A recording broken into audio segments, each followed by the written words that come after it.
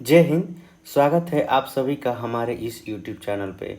आज के इस वीडियो में हम लोग पढ़ेंगे क्लास 10 का मैथ है एक्सरसाइज 1.3। चैप्टर का नाम है वास्तविक संख्याएं। तो इससे पहले हमने 1.1 और 1.2 हम आपको बता चुके हैं और आज जो हम आपको बताएंगे प्रश्नावली 1.3 एक्सरसाइज होगा 1.3। तो आपका 1.3 में जो प्रश्न है ये सबसे महत्वपूर्ण प्रश्न है। आपको ये एग्जाम में पूछता ही है। हमेशा एक प्रश्न पूछता है, आपको ये पूछता है कि आप सिद्ध करें कि √3 या √2 या √5 या √7 एक अपरिमेय संख्या है, सिद्ध करें। ये वास्तव में ये एक अपरिमेय संख्या ही है, लेकिन आपको क्या ये इसको सिद्ध करके बताना है कि बताइए कि सच में ये √2 जो है एक अपरिमेय संख्या है। तो परिमेय संख्या किसे कहते हैं और अपरिमेय संख्या किसे कहते हैं, रेशनल नंबर या इरेशनल नंबर किसे कहते हैं, आपको हमने पहले बता चुके हैं। जब हमने आपको नंबर के जब हमने आपको शुरुआत में वास्तविक संख्या के बारे में बताया था, तो हमने बताया था कि आपको रेशनल नंबर और इरेशनल नंबर किसे कहते हैं। तो रेशनल नंबर उसे कहते हैं जिसको हम p/q के रूप में हम लिख सकते हैं, और इरेशनल नंबर उसे कहते हैं जिसको हम p/q के रूप में नहीं लिख सकते हैं, तो उसे हम इरेशनल नंबर कहते हैं। हमने आपको जब चैप्टर पढ़ाया था तो शुरुआत में ही आपको इसका डिस्कशन कर दिया था। तो आज जो हम लोग पढ़ेंगे वो एक्सरसाइज 1.3 में इसको सिद्ध करना है। हमको ये बताना है कि √3 एक अपरिमेय संख्या है, √5 एक अपरिमेय संख्या है, सिद्ध करना है। तो कैसे सिद्ध करेंगे हम आपको इसके बारे में हम बताते हैं। तो देखिए, जिस तरह से हम एक ठो प्रश्न सिद्ध कर देंगे, जैसे हम √5 सिद्ध करेंगे, √5 एक अपरिमेय संख्या है, सिद्ध करें, तो हम अगर इसको हम सिद्ध कर देंगे तो सेम इसी मेथड पे √2 भी सिद्ध हो जाएगा, √3 भी सिद्ध हो जाएगा और √7 भी सिद्ध हो जाएगा। मतलब कि जो भी नंबर आएगा आपके रूट में, इसी तरह से इसी मेथड पर जो लैंग्वेज हम लिखेंगे इस तरह से सिद्ध हो जाएगा। तो हम चलिए हम किसी एक प्रश्न को हम सिद्ध करते हैं। जैसे मान लीजिए हम √5 को सिद्ध करेंगे, तो √5 की जगह हम √3 लिख देंगे अगर √3 सिद्ध करना होगा। तो जैसे ये प्रश्न है कि सिद्ध करें कि √3 एक अपरिमेय संख्या है, तो हम क्या करेंगे, √5 की जगह √3 हम लिख देंगे। तो चलिए सबसे पहले हम सिद्ध करते हैं कि √5 एक अपरिमेय संख्या है। इसको कैसे, तो देखिए इस मेथड को इसको प्रूफ करने के लिए हम कंट्राडिक्शन मेथड का उपयोग करेंगे। मतलब कि इसके विरोधाभास विधि का उपयोग करके हम इसको सिद्ध करेंगे। ठीक, तो चलिए हम इंग्लिश और हिंदी दोनों लैंग्वेज में हम लिख देंगे। आपको जो इंग्लिश मीडियम में पढ़ते होंगे वो इंग्लिश में लिख लेंगे, जो हिंदी में पढ़ते होंगे वो हिंदी में लिख देंगे। तो ध्यान दीजिएगा, यहाँ पर हम लोग को जो सिद्ध करना है, we have to prove that √5 is irrational number. Irrational हमें सिद्ध करना है। तो चलिए हम इसको सिद्ध करने के लिए हम किस मेथड का उपयोग करेंगे, तो हम यहाँ पर लिख देते हैं, we will use contradiction method to prove it. मतलब कि हम इसको सिद्ध करने के लिए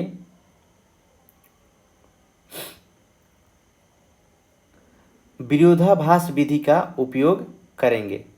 इसको लिखना होगा, हिंदी में लिख सकते हैं कि हम इसे साबित करने के लिए विरोधाभास विधि का उपयोग करेंगे। ठीक, मतलब कि इसके विपरीत हम सोचेंगे। क्या, जैसे √5 एक बोल रहा है कि बताइए कि अपरिमेय है, तो हम यहाँ पर लिख लेंगे कि माना कि, यहाँ पर लिखेंगे माना कि √5 जो है एक परिमेय संख्या है। √5 इज ए रेशनल नंबर हम मानेंगे, rational number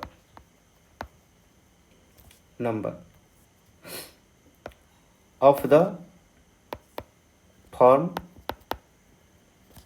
a by b,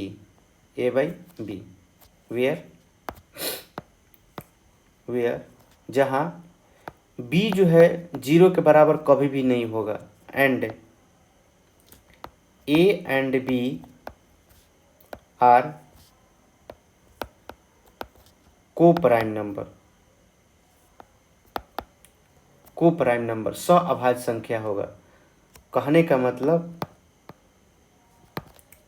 that is, अर्थात कहने का मतलब कि a and b have only one as a common factor.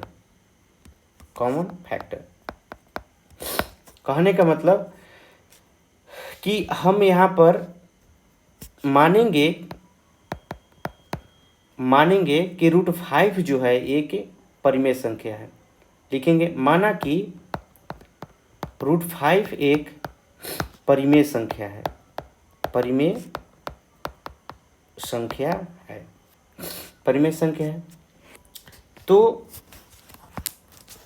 तो हम यहाँ पर मान लेते हैं कि √5 इक्वल टू a/b।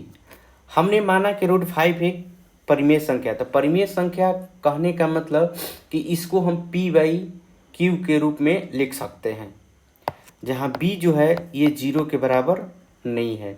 और मैंने यहाँ पर ये भी माना है कि यहाँ पर a और जो b है, जहाँ a और b पूर्णांक संख्या है, कोई पूर्णांक संख्या है तथा a और b में एक के अतिरिक्त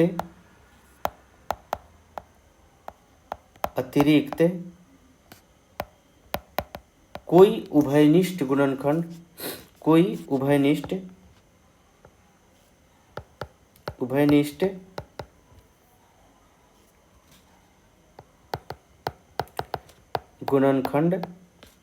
नहीं है। देखिए, इसके कहने का मतलब कि जैसे हम लिख दिए 4/6, तो 4/6 को अगर हम फैक्टर के रूप में लिखेंगे तो क्या लिखेंगे, 2 × 2, मतलब 1 × 2 × 2, और 6 को क्या लिखेंगे, 1 × 2 × 3। तो ध्यान दीजिएगा यहाँ पर इसमें जो कॉमन फैक्टर क्या क्या है, तो ध्यान दीजिएगा यहाँ पर कॉमन फैक्टर जो है एक तो है ही, इसके साथ साथ में एक और भी है, 2 भी है, ठीक है। लेकिन यहाँ पर हमने क्या माना है कि इसमें केवल और केवल सिर्फ एक उभयनिष्ठ गुणनखंड है। तो कहने का मतलब कि ये किस प्रकार का परिमेय संख्या होगा, तो कहने का मतलब कि हो सकता है कि 5/6 हो। देखिए, इसमें 5 और 6 को अगर फैक्टर कीजिएगा तो 1 × 5 लिखिएगा और यहाँ पर 1 × 2 × 3 लिखिएगा, लेकिन इसमें सिर्फ और सिर्फ एक ही मिल रहा है, ठीक है, इसमें एक ही मिल रहा है। तो दोनों में क्या कॉमन है, तो सिर्फ और सिर्फ यहाँ पर एक कॉमन है। लेकिन नीचे में अगर आप देख रहे हैं तो यहाँ पर 2 भी कॉमन है। इन दोनों में क्या 2 भी कॉमन है और एक भी कॉमन है। लेकिन यहाँ पर हमने माना है कि जो a/b है वो एक ऐसा पूर्णांक संख्या है, सअभाज्य संख्या, को प्राइम नंबर, जिसमें सिर्फ और सिर्फ एक के अलावा कोई दूसरा गुणनखंड नहीं है, कोई उभयनिष्ठ गुणनखंड नहीं है। मैंने ऐसा ही माना है। तो यहाँ पर जो लिखे हैं इसका अर्थ यही है, समझ लेना है कि जो रूट आप माने हैं यहाँ पर √5 एक परिमेय संख्या है, मतलब कि ये जो है a/b मतलब p/q के रूप में हमने लिखा है, p/q के रूप में लिख सकते हैं। मैंने यही विरोधाभास माना है। तो परिमेय संख्या का रूल है कि जिसको हम p/q के रूप में लिखें और जहाँ पर q जो है 0 के बराबर नहीं हो, तो हम यहाँ पर p और q के बदला में हम a और b माने हैं। यहाँ पर आप p और q भी मान सकते हैं। तो ध्यान दीजिएगा, अगर ये परिमेय संख्या होता है, चलिए तो √5 हम लिखते हैं आगे a/b। अगर परिमेय संख्या होता है, जब परिमेय संख्या ये होगा, चलिए क्रॉस मल्टीप्लिकेशन करेंगे तो परिमेय संख्या में क्या होता है, रूट नहीं रहता है, तो हम रूट हटाने का प्रयास करेंगे। तो कैसे लिखेंगे, यहाँ पर क्रॉस मल्टीप्लिकेशन करते हैं, b यहाँ पर चल जाएगा, b√5 इक्वल टू कितना a। तो अब हम यहाँ पर क्या करेंगे कि रूट को हटाने के लिए दोनों तरफ जो है क्या करेंगे, स्क्वायर करेंगे। तो लिखेंगे हम यहाँ पर now squaring both side, now squaring both side, squaring both side माने दोनों तरफ वर्ग करने पर, वर्ग करने पर। तो दोनों तरफ वर्ग कर लीजिए, तो b√5 का स्क्वायर इक्वल टू a का स्क्वायर।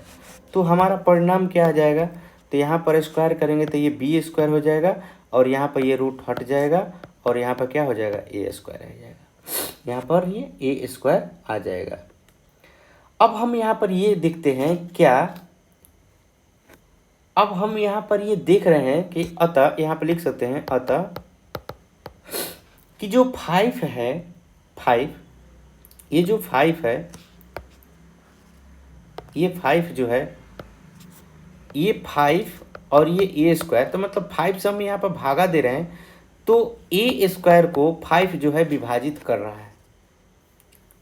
तो अगर मान लीजिए कि a स्क्वायर को अगर 5 विभाजित करेगा, तो अगर a रहेगा तो उसको भी 5 को विभाजित करेगा।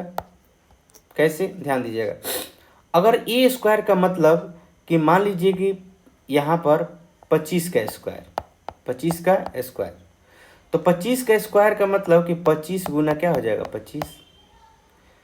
तो 5 से अगर भाग देंगे तो अगर ये 25 कट सकता है, तो अगर एक 25 रहेगा तो ये भी कट सकता है। नहीं तो ऐसे समझिए, 5 का स्क्वायर लिख देते हैं, अब बट्टा में 5। तो 5 का स्क्वायर अगर हम लिखते हैं तो 5 गुना 5, तो अगर स्क्वायर को 5 विभाजित कर सकता है, तो अगर सिंगल 5 रहेगा तो उसको भी 5 विभाजित करेगा। तो यहाँ पर लिखने हमको क्या लिखना है कि 5 जो है हम लिखेंगे 5 a स्क्वायर को विभाजित करता है, करता है। जब यहाँ पर 5 a स्क्वायर को विभाजित करता है, तो हम यहाँ पे लिख सकते हैं इसलिए 5 a को भी विभाजित करेगा, a को भी विभाजित करेगा। चलिए अब हम इसको मान लेंगे क्या, समीकरण, इसको मान लेते हैं 1, इसको समीकरण मान लेते हैं 1, और इसको समीकरण मान लेते हैं 2, इसको समीकरण मान लेते हैं 2। अब हम क्या करते हैं कि a की जगह पर हम कोई दूसरा वैल्यू रखते हैं। जैसे हम ये जो a है, हम इसके जगह कोई दूसरा वैल्यू लिखते हैं। अब माना a बराबर 5 के, जहाँ k कोई पूर्णांक है, k जो है क्या है, यहाँ पर कोई पूर्णांक है, कोई भी पूर्णांक संख्या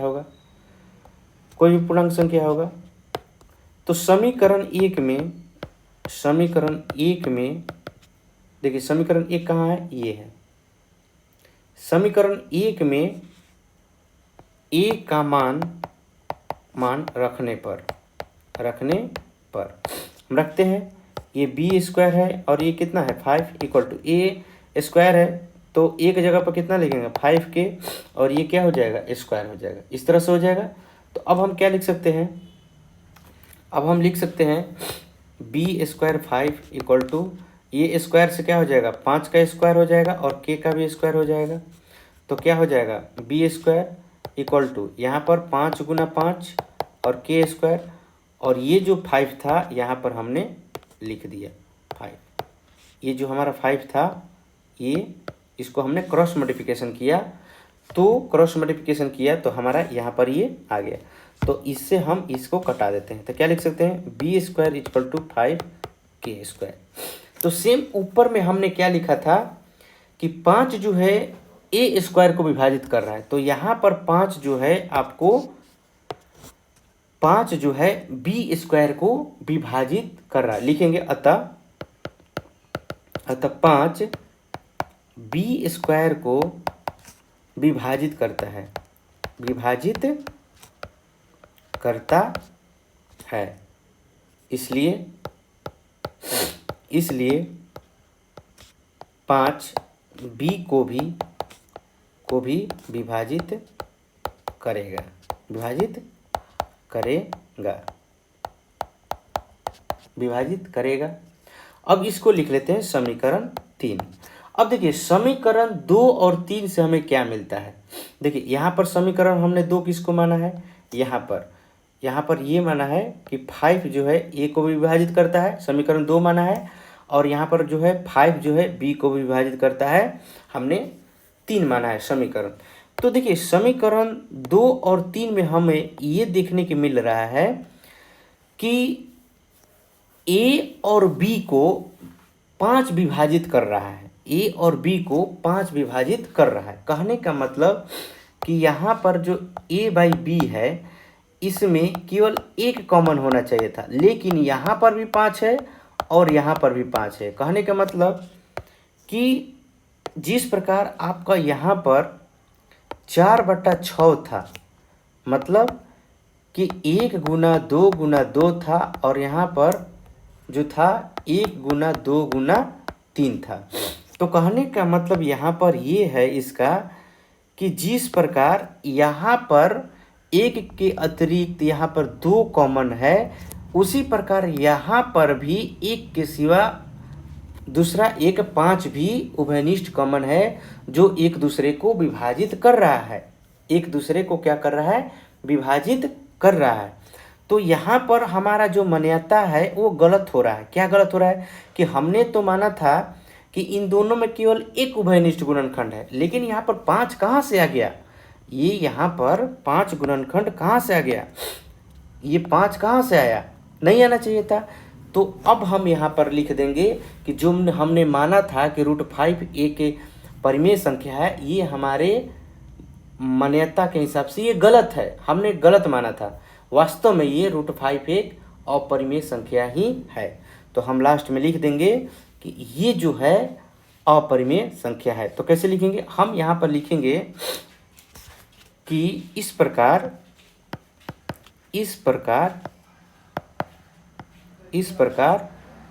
समीकरण 2 और 3 से हमें यह पता चलता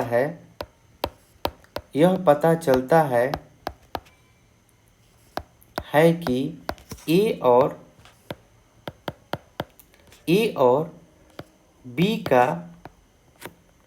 बी का उभयनिष्ठ गुणनखंड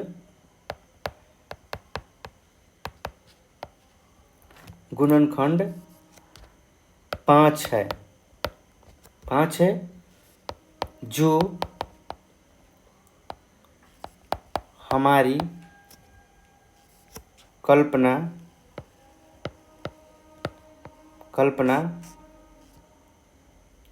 के विपरीत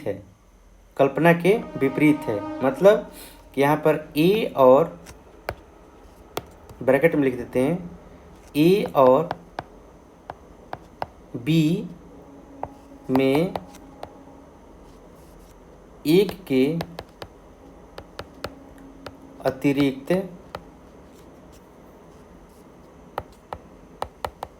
कोई उभयनिष्ठ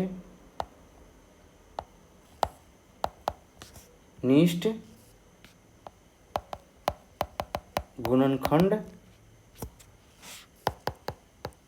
नहीं है। मैंने ये माना था, तो इसके क्या है, कल्पना के विपरीत है। कल्पना के क्या है, ये विपरीत है,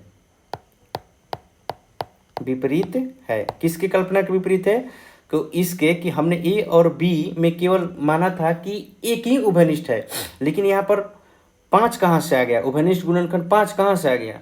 तो अतः हम कह सकते हैं कि यह विरोधाभास हमारी त्रुटिपूर्ण कल्पना के कारण हुआ है।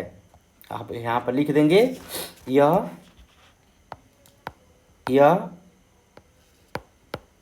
विरोधाभास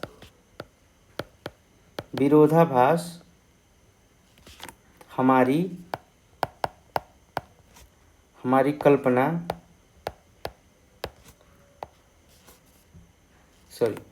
विरोधाभास हमारी त्रुटिपूर्ण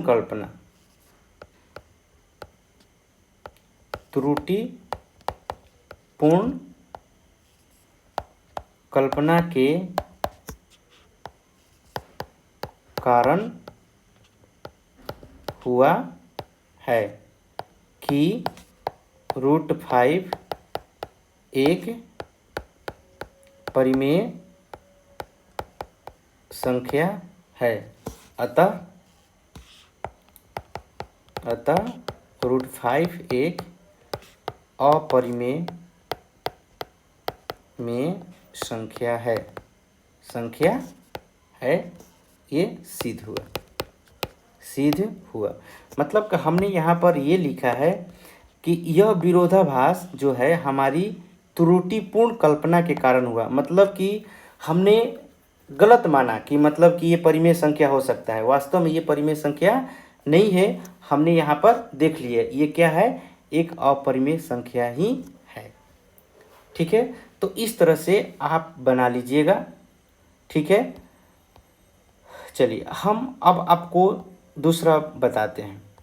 देखिए, अब यहाँ पर √5 हमने बता दिया, यहाँ पर √5 की जगह आप √2 भी लिख सकते हैं, √3 भी लिख सकते हैं। सेम यही चीज़ आएगा। 5 की जगह आप 2 लिख दीजिएगा और 3 लिख दीजिएगा। सेम यही लैंग्वेज आपको लिखना है सभी में। चलिए, अब देखिए यहाँ पर क्या हो रहा है कि कह रहा है कि सिद्ध कीजिए कि 3 + 2√5 एक अपरिमेय संख्या है। तो ध्यान दीजिएगा, हम आपको बताते हैं कि किसी भी अपरिमेय संख्या में अगर किसी पूर्णांक को आप जोड़ते हैं या घटाते हैं या भागा देते हैं तो हमेशा जो है अपरिमेय संख्या ही आता है। लेकिन जब अपरिमेय संख्या से गुना अगर करते हैं तो परिमेय भी आता है कभी कभी। कैसे, जिसे √2 एक अपरिमेय है और √2 भी अपरिमेय है। अगर इसको आपस में गुना करेंगे तो एक परिमेय संख्या आ जाएगा। ठीक है, लेकिन √2 एक अपरिमेय है और √5 भी अपरिमेय है, तो इसको भी गुना करेंगे तो क्या आएगा, आपका अपरिमेय भी आएगा। लेकिन कुछ स्थिति में परिमेय भी आता है, और वो स्थिति क्या है आपका कि सेम जो अपरिमेय संख्या है उसको गुना करेंगे तो परिमेय संख्या आ जाएगा। लेकिन ये ध्यान रखिएगा कि किसी भी अपरिमेय संख्या में किसी पूर्णांक संख्या से अगर गुना करते हैं या उसमें कुछ पूर्णांक को जोड़ते हैं या घटाते हैं परिमेय संख्या को, तो आपका सदैव जो है अपरिमेय संख्या ही आएगा, अपरिमेय संख्या ही आएगा। तो ध्यान दीजिएगा, तो सबसे पहले जो इसमें अपरिमेय संख्या जो दिया है, जैसे √5 जो है आपका अपरिमेय संख्या हमने सिद्ध कर लिया, तो पहले जो है √5 को यहाँ पर अपरिमेय संख्या सिद्ध कर लीजिएगा। सबसे पहले √5 को अपरिमेय संख्या सिद्ध कर लीजिएगा, और उसके बाद जो है आप यहाँ पर 2-4 लाइन लिख दीजिएगा नीचे में कि किसी भी अपरिमेय संख्या में परिमेय संख्या का जोड़ने पर या गुना करने पर वो अपरिमेय ही आता है, तो ये आपका सिद्ध हो जाएगा। ठीक है, लेकिन आपको हम थोड़ा सा इसमें हम बता देते हैं कि आगे क्या करना है। सबसे पहले आपको सिद्ध करना है कि √5 एक अपरिमेय संख्या है। यहाँ पर लिख लीजिएगा, सिद्ध करना है कि √5 एक अपरिमेय संख्या है, अपरिमेय संख्या है। पहले यहाँ पर सिद्ध कर लीजिएगा। ठीक है। उसके बाद आपको क्या करना है, यहाँ पर पहले √5 जो हमने यहाँ पर सिद्ध किया है ऊपर, उसको यहाँ पर सबसे पहले लिख लेना है यहाँ पर कि √5 एक क्या है, अपरिमेय संख्या है, सिद्ध कर लीजिएगा।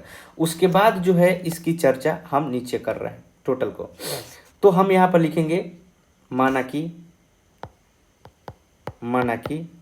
पुनः, यहाँ पर लिखकर पुनः लिख दीजिएगा। उसके बाद नीचे आइएगा, माना कि 3 + 2√5 एक परिमेय संख्या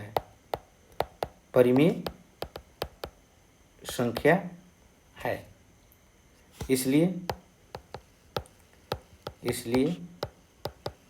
माना 3 + 2√5 =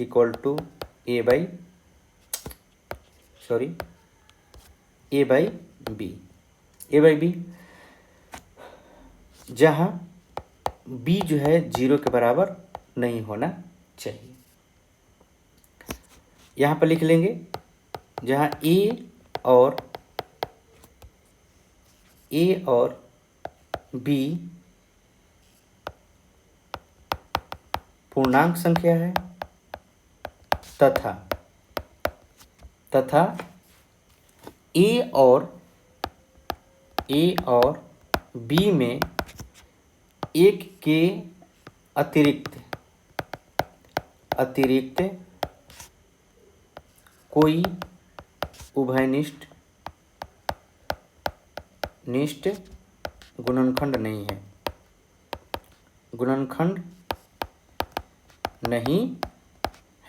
एक के अतिरिक्त कोई गुणनखंड नहीं है। जैसे 3/2 में आप इसको फैक्टर में तोड़ेंगे तो क्या 1 × 3 और 1 × 2। तो देखिए ध्यान दीजिएगा, इसमें सिर्फ और सिर्फ आपको एक जो है उभयनिष्ठ गुणनखंड है, इसमें इसके सिवा कोई दूसरा नहीं है। तो यही चीज़ हमने यहाँ पर लिखा है कि a और b में एक के अतिरिक्त कोई दूसरा उभयनिष्ठ गुणनखंड नहीं है। चलिए अब हम इसको थोड़ा सा बनाते हैं। 3 + 2√5 = a by b है, ठीक। तो हम क्या करते हैं कि 3 को उधर ले जाते हैं, तो 2√5 = क्या हो जाएगा, a by b - 3। 2 को भी उधर ले जाते हैं उस साइड में, तो √5 = क्या हो जाएगा, a by b - 3। और यहाँ पर जो हो जाएगा आपका मल्टीप्लाई में 1/2, मतलब 2 से यहाँ पर भागा हो रहा है। ये गुना में होता है तो भागा में, ध्यान दीजिएगा क्रॉस मल्टीप्लिकेशन हमने किया है, तो 2 गुना में है तो भागा में चल जाएगा। अब यहाँ पर हम क्या लिखेंगे, चूंकि a और b पूर्णांक है, इसलिए चूंकि यहाँ पर लिखेंगे a और b जो है आपका a और b पूर्णांक है, इसलिए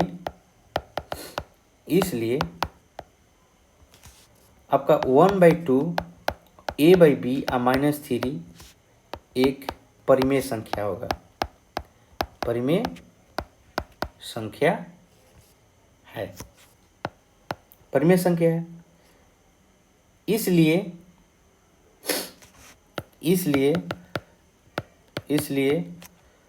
√5 भी एक परिमेय संख्या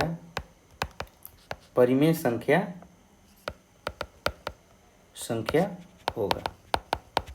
ध्यान दीजिएगा, हमने a by b को जो है एक पूर्णांक माना है, तो इसके साथ जो इतनी संख्या है ये भी जो है क्या होगा, एक पूर्णांक होगा जो एक परिमेय संख्या होगा। तो हमने पहले शुरू में जो माना था कि √5 = a by b, मतलब कि √5 एक परिमेय संख्या है। तो एक स्थान पर ये संख्या आया है तो ये परिमेय है, तो √5 भी क्या होगा, एक परिमेय संख्या है। हमने उसी चीज़ को यहाँ पर लिखा है कि जब a by b एक परिमेय संख्या है तो उसी के बराबर हमने √5 भी लिखा है। √5 यहाँ पर लिखा है ना, तो √5 भी क्या होगा, एक परिमेय संख्या होगा। परंतु यहाँ पर लिखेंगे, परंतु परंतु हम जानते हैं या ऊपर में हमने सिद्ध कर लिया है, जानते हैं कि √5 एक अपरिमेय संख्या है। अपरिमेय संख्या है, अपरिमेय संख्या है। यह विरोधाभास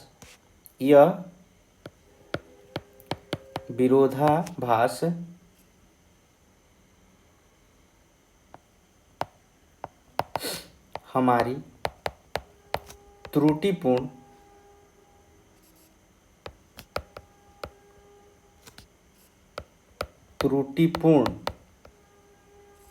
कल्पना के कारण हुआ है कि 3 + 2√5 एक परिमेय संख्या है। हमारी त्रुटिपूर्ण के कारण ही हुआ है कि हमने मान लिया था कि ये जो है एक परिमेय संख्या है, लेकिन ये हमारे मान्यता के हिसाब से गलत साबित हुआ। तो इसलिए कि हमने सिद्ध कर चुके हैं कि √5 क्या है, एक अपरिमेय संख्या है। तो अपरिमेय संख्या में किसी भी संख्या को जोड़ने, घटाने, गुणा करने या भाग देने पर वो अपरिमेय संख्या ही प्राप्त होता है। तो यहाँ पे लिख सकते हैं अतः 3 + 2√5 एक अपरिमेय संख्या है, अपरिमेय संख्या है। ये सिद्ध हुआ।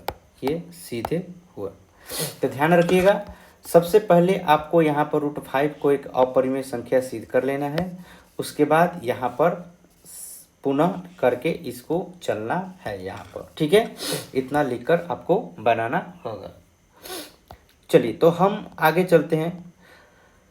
जैसे हमने आपको ये बनाया है ऊपर वाला, उसी तरह से आपका नीचे वाला भी बनेगा। जैसे ये भागा में दिया है तो सेम इसी के जैसा बनेगा। हम यहाँ पर मान लेंगे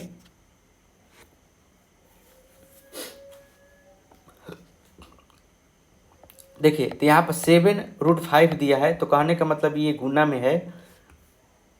तो सबसे पहले √5 को अपरिमेय संख्या सिद्ध कर लेंगे, जैसे हमने ऊपर में पहला नंबर क्वेश्चन में सिद्ध किया है। और उसके बाद हम ये यहाँ से पुनः जो हमने लिखा है उसको हम लेकर चलेंगे, ठीक है। 2 लाइन केवल लिख देंगे तो हमारा हो जाएगा। नहीं तो डायरेक्ट हम यहाँ पर लिख देंगे कि हम जानते हैं कि अपरिमेय संख्या में किसी पूर्णांक संख्या से गुना करने पर अपरिमेय संख्या ही प्राप्त होता है। अतः 7√5 एक अपरिमेय संख्या है, यह सिद्ध हुआ, ठीक है। चलिए अब हम यहाँ पर आपको सिद्ध कर देते हैं एक जो है 1/√2। तो देखिए ये भी सेम उसी के जैसा है, इसमें कोई दूसरा चीज़ हम नहीं मानेंगे, कोई भी दूसरा लैंग्वेज भी नहीं लिखेंगे। सेम टू सेम जो लिखा है पहले क्वेश्चन में वही हम लिखेंगे। यहाँ पर लिखेंगे माना कि 1/√2 एक परिमेय संख्या है, परिमेय संख्या है, मान लिया। इसलिए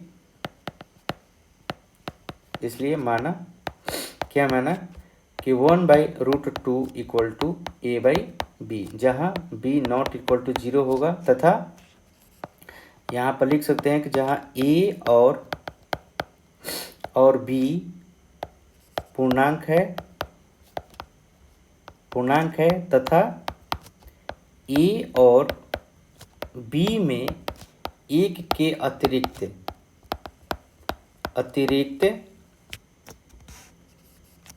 कोई उभयनिष्ठ गुणनखंड नहीं है। एक के अतिरिक्त कोई गुणनखंड नहीं है, कहने का मतलब जैसे 3/2 है, 3/2 में आपका क्या है, 1 × 3 लिख सकते हैं और 1 × 2 लिख सकते हैं। तो इसमें आपका सिर्फ और सिर्फ कॉमन क्या मिल रहा है, 1 मिल रहा है, ठीक। तो 1 के अतिरिक्त कोई दूसरा उभयनिष्ठ गुणनखंड नहीं है।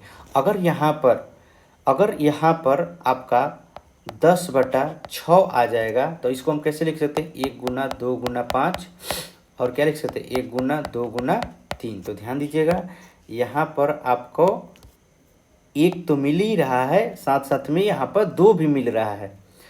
तो 1 के अतिरिक्त दूसरा भी अगर आपको उभयनिष्ठ गुणनखंड अगर मिल जाएगा तो हम कहेंगे कि ये जो हमने माना है वो गलत माना है, ये हमारे कल्पना के विरुद्ध है, मतलब कि हमने जो माना है उसके विपरीत है, अतः हमारी यह मान्यता गलत है।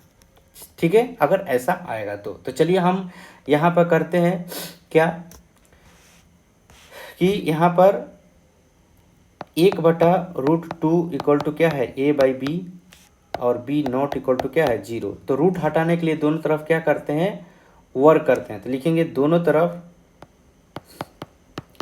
तरफ वर्ग करने पर, स्क्वायरिंग बोथ साइड, वर्ग करने पर, तो 1/√2 का स्क्वायर कर दीजिए इक्वल टू a/b का स्क्वायर कर दीजिए। स्क्वायर मैंने क्यों किया, रूट को हटाने के लिए। परिमेय संख्या क्या होता है, रूट में नहीं होता है, तो हम रूट को हटाने के लिए हम इसको परिमेय बना रहे हैं कि हमारा ये परिमेय है। तो चलिए देखिए, ये रूट हट जाएगा स्क्वायर से तो 2 हो जाएगा, और यहाँ पे क्या हो जाएगा, a² / b²। क्रॉस मल्टीप्लिकेशन कीजिए तो यहाँ पर b² इक्वल टू कितना हो जाएगा, 2a²। क्रॉस मल्टीप्लिकेशन हो जाएगा तो क्या हो जाएगा, नीचे वाला इधर ऊपर चला जाएगा, इधर नीचे वाला इधर ऊपर आ जाएगा। ठीक, अब हम यहाँ पर देखते हैं क्या लिखेंगे कि चूंकि यहाँ पर लिखेंगे अतः 2b² को विभाजित करता है। इसको सबसे पहले समीकरण 1 मान लेंगे, विभाजित करता है, मतलब कि हम b²/2 लिख सकते हैं। तो मतलब ये इसको भाग दे रहा है, विभाजित कर रहा है, वही लिख रहे हैं। अगर 2b² को विभाजित करता है तो ये b को भी विभाजित करेगा, इसलिए 2b को भी विभाजित करेगा। कहने का मतलब कि आपको यहाँ पर जैसे 10 का स्क्वायर है और बटा 2, तो कहने का मतलब कि जब 10² को लिखेंगे 10 गुना 10 और बटा में क्या 2। जब 10² को 2 विभाजित कर रहा है तो केवल 10 रहेगा, तो 2 इसको विभाजित करेगा ना। तो वही हम यहाँ पर लिख रहे हैं कि अगर स्क्वायर में है तो 2 इसको विभाजित कर रहा है, तो स्क्वायर में नहीं भी रहेगा तो भी विभाजित करेगा।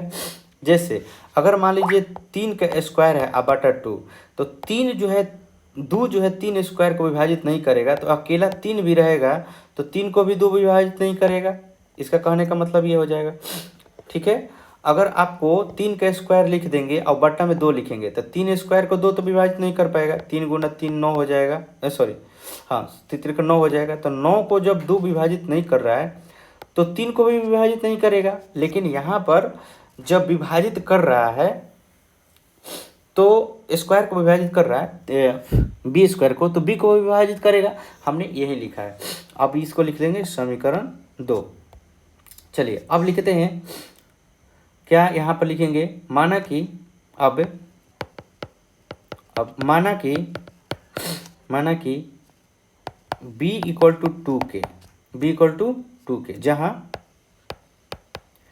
कि कोई पूर्णांक है, कि क्या है, कोई पूर्णांक है, तो हम यहाँ पर क्या लिखेंगे, कि कोई पूर्णांक है, तो हम यहाँ पर लिखेंगे समीकरण, देखिए समीकरण 1 में जो है b का वैल्यू रख देंगे। समीकरण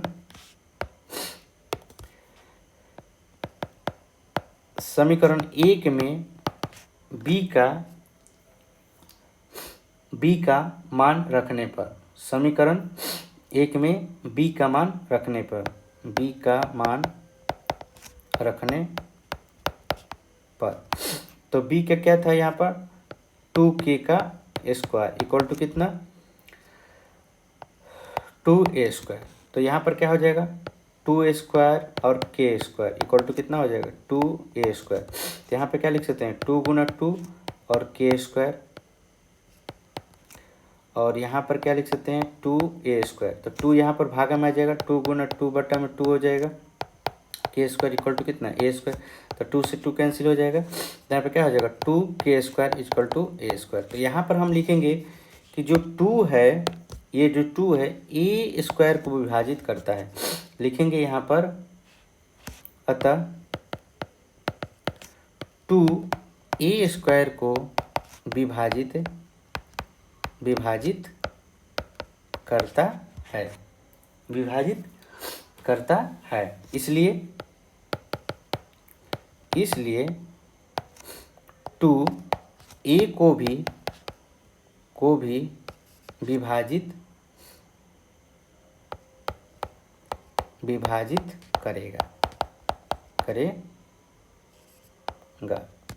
करेगा। तो अब हम यहाँ पर लिखते हैं, इसको लिख देते हैं समीकरण 3। अब हम यहाँ पर लिखेंगे इस प्रकार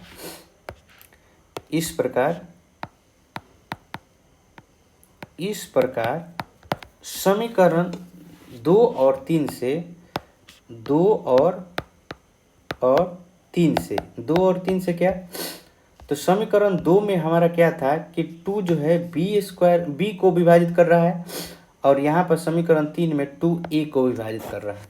तो कहने का मतलब कि हमने तो पहले लिखा था इसमें केवल एक ही उभयनिष्ठ गुणनखंड है, लेकिन यहाँ पर तो 2 भी आ गया। तो 2 आ गया तो इसका मतलब कि जो हमने माना था वो गलत हो गया, हमारी मान्यता क्या हो गई, गलत हो गई। तो हम यहाँ पर वही चीज़ लिख रहे हैं कि 2 और 3 से हमें यह पता चलता है कि a और b का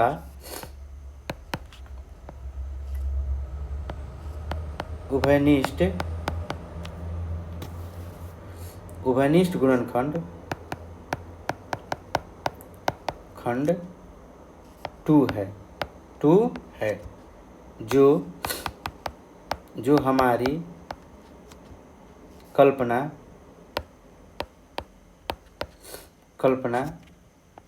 a और b में एक के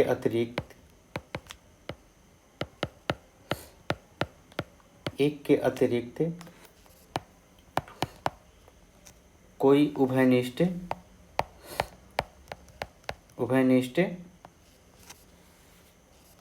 गुणनखंड नहीं है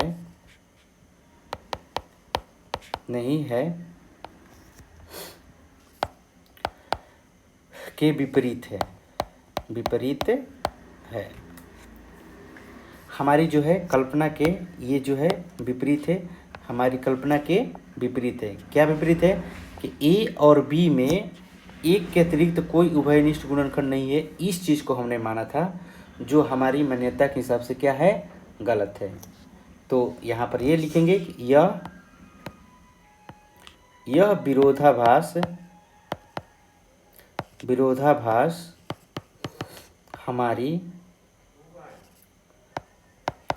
हमारी त्रुटिपूर्ण कल्पना के कारण हुआ है कि 1/√2 एक परिमेय संख्या है, अतः 1/√2 एक अपरिमेय संख्या है। यही सिद्ध करना था आपको, सिद्ध हुआ। मतलब कि जस्ट हम इसको उल्टा मान रहे हैं, उल्टा मानकर हम इसमें इसके गुण को अप्लाई करेंगे कि अगर वो गुण उसमें अप्लाई नहीं हो रहा है तो हम डायरेक्ट लिख देंगे कि नहीं, जो हम इस चीज़ को मान रहे हैं वो गलत है। जैसे हम कह रहे हैं कि ये एक गाय है, तो आप सिद्ध कीजिए कि कैसे गाय है। तो हम इसको सिद्ध करने के लिए हम क्या मान रहे हैं, मान रहे हैं कि ये एक बैल है। अब ये बैल है तो तो हम इस पर अप्लाई कर रहे हैं कि बैल दूध नहीं देता है, लेकिन ये तो दूध दे रही है। इसका मतलब कि हमने जो माना है वो हमारी मान्यता गलत है। तो इसलिए हम इसको बैल नहीं कहेंगे, हम इसको गाय ही कहेंगे, इसलिए कि गाय दूध देती है और ये दूध दे रही है, और हम कह रहे हैं कि ये बैल है, विपरीत मान रहे हैं, और जबकि ये दूध देती नहीं है और दूध दे रही है। तो अतः हमारा ये जो है विरोधाभास क्या है, इसके विपरीत है। हम यहाँ पर यही समझाने का प्रयास कर रहे हैं। तो इस तरह से हमने आपको इसके विपरीत बातों को मानकर हमने सिद्ध किया। अब देखिए जो दूसरा नंबर है, सेम आपको यहाँ पर √5 जो है सिद्ध कर देना है कि √5 एक क्या है, √5 एक अपरिमेय है।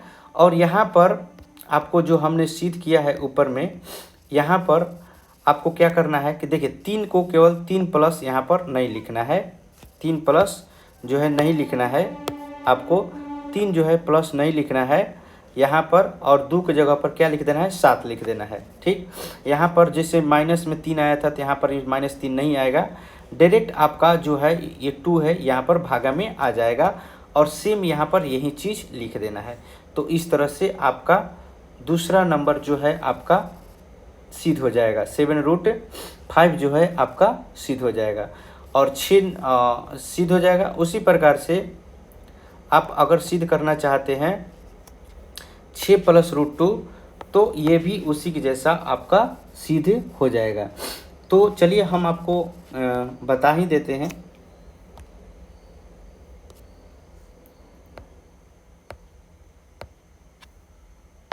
चलिए, तो दूसरा नंबर जो है आपको सिद्ध करना है क्या, कि 7√5 जो है एक अपरिमेय संख्या है, ये सिद्ध करना है। तो सबसे पहले आपको यहाँ पर सिद्ध कर लेना है कि √5 एक अपरिमेय संख्या है, जो पहले क्वेश्चन में हमने आपको सिद्ध कर दिया है। यहाँ पर √5 की जगह √3 हो सकता है, √2 भी हो सकता है, तो घबराना नहीं है, सेम यही चीज़ लिखना है, केवल आपको संख्या चेंज कर देना है। तो यहाँ पर लिखेंगे, यहाँ पर पुनः करके पुनः लिखेंगे, माना कि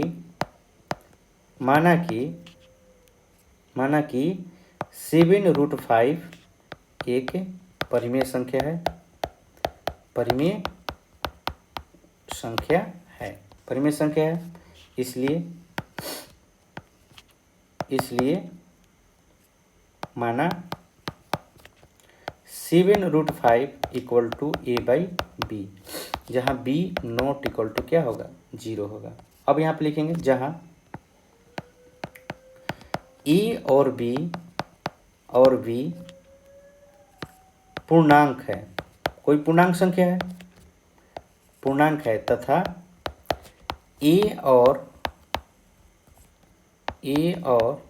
b में एक के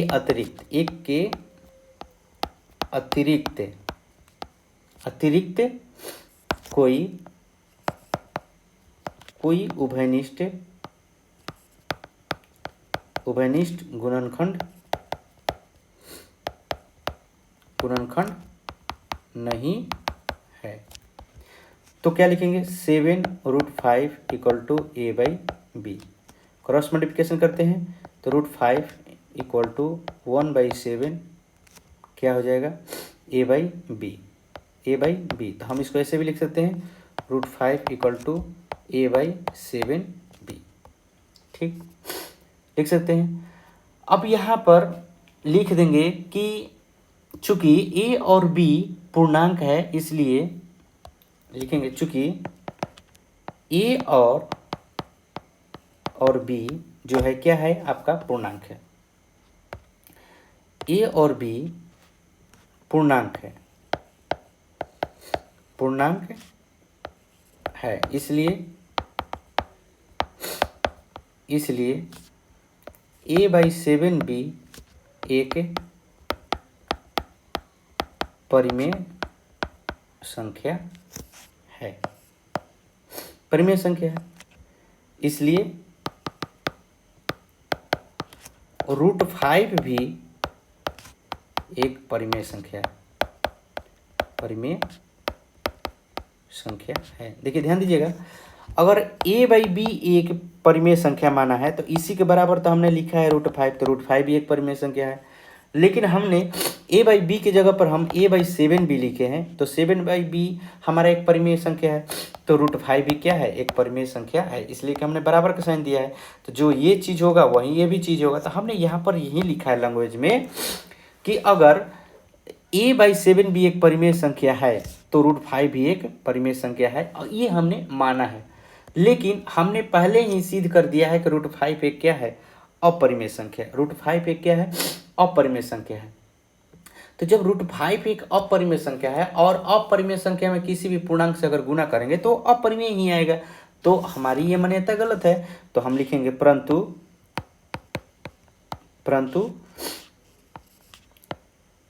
हम जानते हैं या हम सिद्ध कर चुके हैं या जानते हैं कि √5 एक अपरिमेय संख्या है, अपरिमेय संख्या है। √5 एक क्या है, अपरिमेय संख्या। यह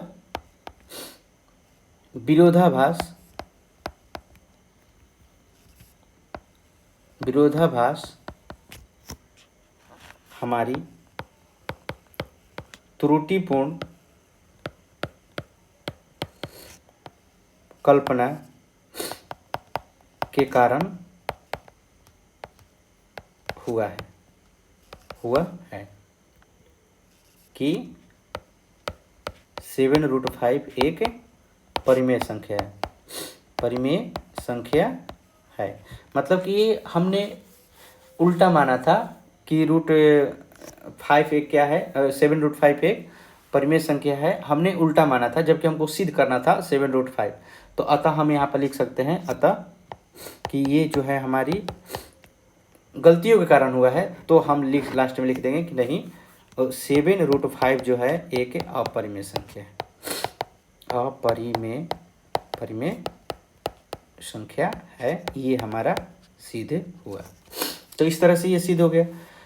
सेम इसी तरह से आपका अगला क्वेश्चन भी सेम यही चीज़ लिखना है आपको। तीसरा नंबर में 6 + √2 में यही चीज़ लिखना है, यही सेम चीज़ लिखना है।